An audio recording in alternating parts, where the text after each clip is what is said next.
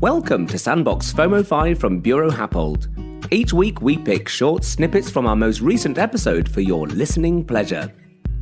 These quick listens could be valuable insights, thought-provoking elements, or even practical advice that will no doubt enrich your life and knowledge.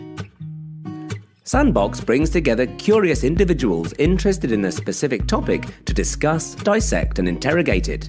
The style is conversational, with experts from Buro Happold and invited external guests who will add another angle to the narrative. Listeners are encouraged to gather around our podcast so that we can explore the latest advances in various fields and expand our collective horizons. Sometimes we'll tackle a subject head-on, sometimes a sideways view, but always with curiosity, expertise, and who knows, maybe even a dash of humour.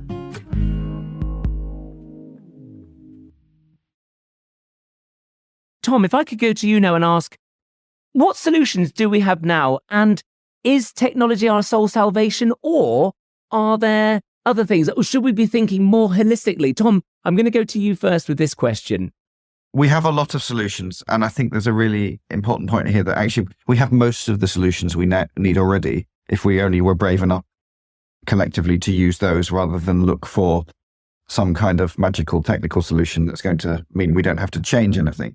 I think really I'm talking about our leaders, I'm talking about politicians, and I'm talking about society at large accepting that some of those changes need to happen and following them through willingly, because actually they will lead us all to a better place.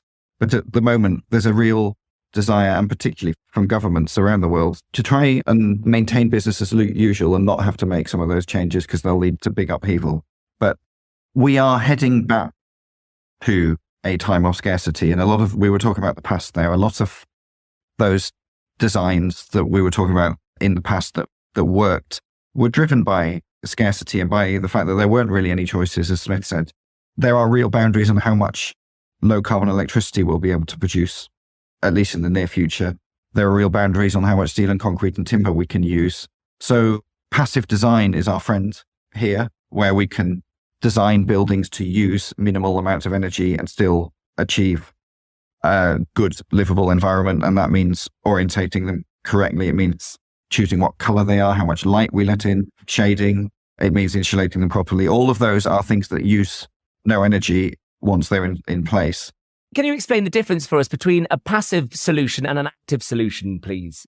So a passive solution is all about the fabric of the building, the fabric of the built environment itself and its inherent properties. So a well-insulated building. And, you can go to Scotland and see some buildings built in some really quite climatically exposed areas, and they've got very thick stone walls, which is before we had high-quality insulation or high-performance insulation that we could be using.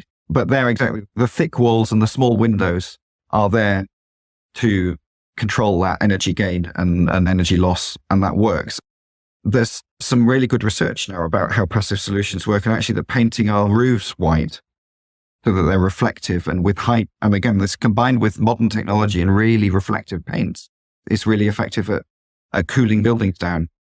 A fun way I like to remember it is that a passive solution will work in a power cut. Nice. Much better way of describing it. That's a good rule of thumb. Of course, that assumes that you're not piped into a fossil fuel network like the gas network, of course, because then some things will continue to work in a power cut. But assuming you were cut off from your infrastructure, if it's still working, it's probably a passive solution, which is also very resilient.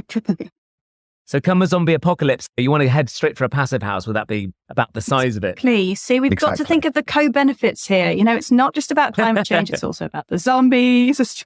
Yep. There's an equity piece to all of this as well, which is that we in countries like the UK are pretty wealthy. We can afford to bring technological solutions in, and we can afford to make things work when maybe the right solution is to go with something more carefully designed or carefully thought about that doesn't use as many resources. But many countries in the world which are far more significantly affected by climate change can't. They don't have the money. We need to be taking on solutions which don't use more than we need to and are highly efficient in terms of their resources. And on that subject of, because Smith, you were saying that retrofitting is more viable than new build. Is that a fair summary of what you were saying earlier? Well, a new building is going to take a lot more resources to create.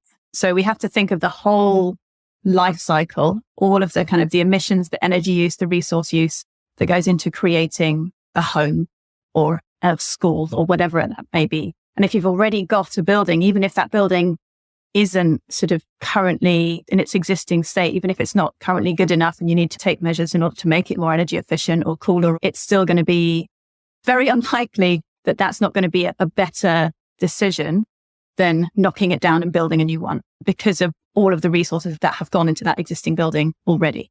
Yeah.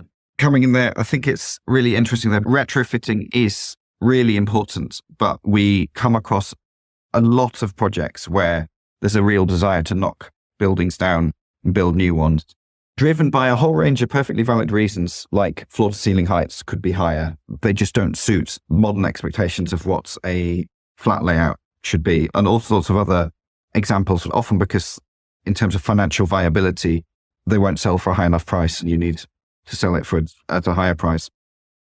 And this is going back to what I was saying before about being brave and about making the right decisions. There are some places here where we need to start changing our expectations and changing the criteria and the incentives we have around what we do with our built environment. And at the moment, they're too much stacked towards new build and not enough towards actually taking the housing stock we've got now and making it suitable for this climate future we're facing.